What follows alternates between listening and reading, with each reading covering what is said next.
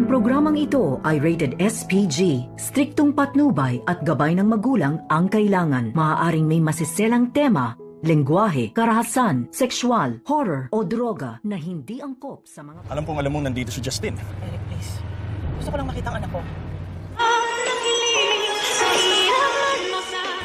Narito na nga ang ating mga karagdagan na aabangan ngayong Lunes sa abot kamay na pangarap. Papunta na nga itong sina Giselle at RJ kung saan ay isi-celebrate nga ang Christmas party na ino-organize dito ni Annalyn. At dito naman na agad na sumulpot itong si Eric at tinanong itong si Giselle at RJ na kung saan daw pupunta.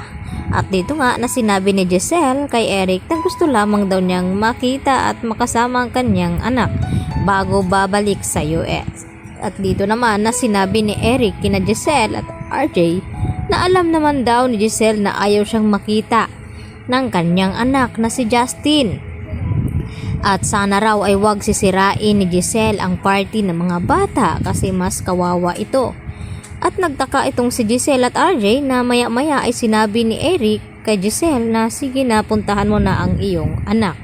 At hindi na nga, nagtagal itong si Giselle ay agad nga pumunta doon. At naabutan ni Giselle na nagsasayaw na nga itong sina Annalyn at itong si Justin. At habang nagsasayaw ang dalawa ay palihim naman itong si Giselle na kumukuha ng video dito nga sa kanyang anak na si Justin. At kahit sa malayo ay talagang tuwang-tuwa naman na tinitingnan dito ni Giselle ang kanyang anak. At maya-maya pa ay nagsidatingan na rin ang ibang mga bisita. Sa kabilang banda ay nakidalo din itong si Lynette at itong si Harry dito nga sa selebrasyon ng party ng mga bata.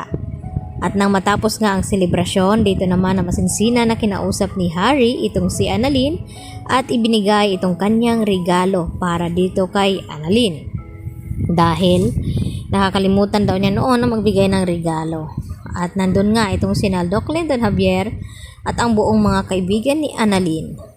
Samantala, napanood naman nila Nurse Karen at Nurse Evan atong video na pinost ni Moira na masaya daw nagbabakasyon ang mga ito. At dito naman napag-usapan ng mga magkaibigan na bakit parang wala daw pakialam at walang konsensya itong si Moira at itong si Zoe na nasa critical nga ang kalagayan ni Don Pepe at nagawa pa daw nilang maglakwats at magbakasyon. At ipinakita nga nila dito kay Annalyn ang larawan nila Zoe at Moira. At dito nagtaka itong si Justin na kung bakit okay lang kay Annalyn na pakitunguhan at maging mabait dito kay Zoe. At dito na sinagot ni Annalyn ang tanong ni Justin sa kanya na pinapakitunguhan ni Annalyn itong si Zoe dahil magkapatid sila at kahit anong ang mangyari ayun pa rin kahit mataray at suplada itong si Zoe ay talagang pinapakitunguhan ni Annalyn ng mabuti itong si Zoe sa pagkakaalam na siya nga ang anak sa labas. At dahil hindi pa nila alam na itong si Annalyn ang tunay na anak dito ni RJ.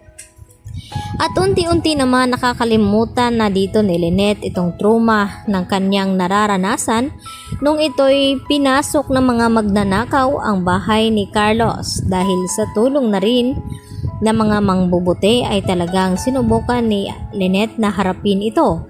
At binigyan niya pa nga ng mga regalo at ipinagtataka ni Carlos na kung bakit may mga lalaki sa labas kaya agad na sinugod ni Carlos ang mga ito at pati nga itong si Aling Susan ay nakisali na rin sa akala na binugbog nga itong si Carlos at talaga namang inawat ito ni Lynette. At dito na ipinaliwanag siya nga nagpapasok at nagbigay ng mga bote at pagkain dito nga sa dalawang mangbubuti.